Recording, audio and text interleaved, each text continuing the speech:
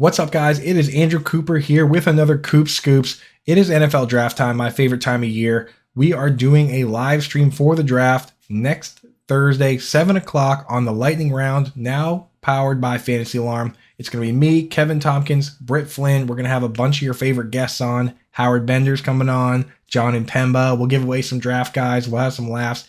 It's going to be a blast.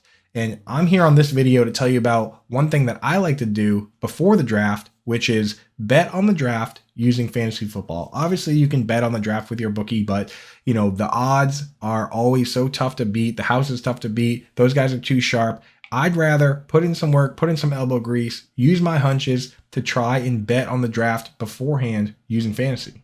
And the way you do that is either in your dynasty league, go out and acquire some of these guys, or go and play Underdog. It's a best ball site. We have a promo code ALARM, they match up to $100 with your first deposit. So jump on there and play. I'm doing all year round. I'm probably going to do one next week, maybe with some Fantasy Alarm members. So keep an eye on Twitter at Coupe Fiasco. But in this video, I'm going to talk about running backs. We'll do another one talking about wide receivers. But basically, the way that you bet on the draft and make the draft way more fun to watch is you take all these pundits and experts and everybody that says they know exactly who these teams are going to draft, and if they're going to draft a wide receiver or a running back or a quarterback, and then you bet against that. So here's an example. Michael Carter for the Jets. Everyone says that, they're going to take Breece Hall. They're going to take Kenneth Walker. They just took Michael Carter last year. They have Tevin Coleman. They have Ty Johnson. They have some depth. They went out and they built an awesome line. Mekhi Becton, Elijah Vera Tucker, George Fant. They just got Laken Tomlinson from the 49ers. They brought in two tight ends that are good at blocking, Tyler Conklin and CJ Uzomah. It's kind of a perfect spot, right? And if they don't draft a running back, Michael Carter going off the board in the late RB2 range, RB23 off the board on Underdog right now, could be a beast. He could be top 15. He could be an RB1. I mean, that's a great line. If Zach Wilson takes a little step forward, why not, right? So that's the kind of situations I look at. Here's another big one, Miles Sanders.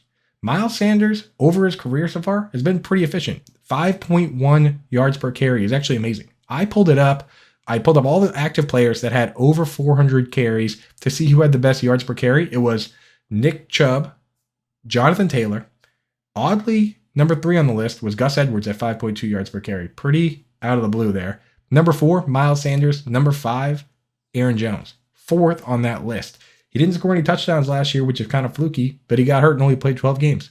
If they don't bring in a running back, which there's no guarantee that they do, why can't Miles Sanders be good? Why can't he go from where he's being drafted at RB 35 off the board, a late RB3, to being a top 15 guy? I think that's a pretty good gamble at this point. And the fun part is, all draft long with us, you can watch the draft stream, which we're doing, and hang out with me. I'll be drinking beers, doing the whole thing.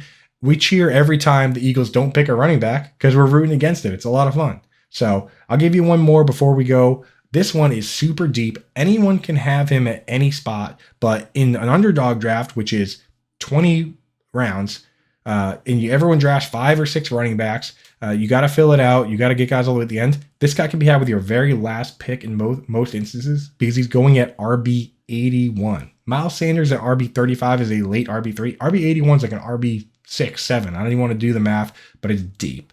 So you can get this guy. His name, Marlon Mack.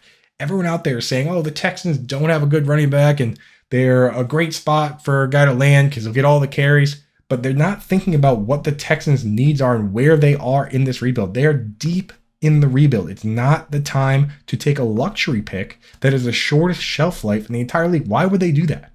This team needs to do what the 2019 Dolphins did, which is tank, rebuild from the inside out, going for line, going for defense, and then go for the wide receivers, then go for the running backs. They tanked in 2019, didn't bring in Waddle and Fuller till 2021, didn't bring in Tyreek Hill till 2023, still haven't drafted a running back or brought in a high-end running back. Chase Edmonds, Raheem Mostert. That team is the exact example of what they should do. The last thing they should do is go out now when they're a bottom 5 team in Super Bowl odds and grab a short shelf life running back position and have him get beat up for 3 or 4 years until he's now on the back end of his career for a running back, which is age 26, 27. There's only 2 starting running backs in the league that are older than 27, and then pay that guy a second contract when it's time to compete. That would be completely foolish, and which is why I don't think they take a running back, which makes guys like Marlon Mack or Rex Burkhead values. I mean, they have Marlon Mack, Rex Burkhead, Royce Freeman, Scotty Phillips, Darius Anderson, Dare Agumbuale.